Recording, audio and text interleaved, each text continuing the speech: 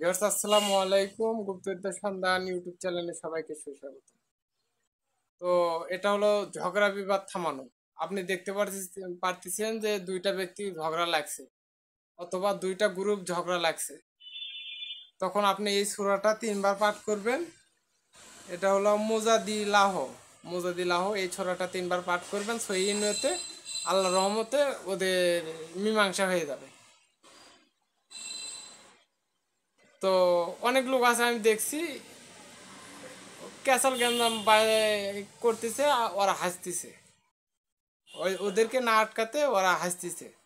তো এরকম যদি ক্যাসাল গ্যান্দাম দেখেন বড় ধরনের, তাহলে আপনারা সূরা মুজাদিলাহ এই সূরাটা 3 বার পাঠ করবেন এবং আল্লাহর কাছে ভিক্ষা চাইবেন যে আল্লাহ ওদের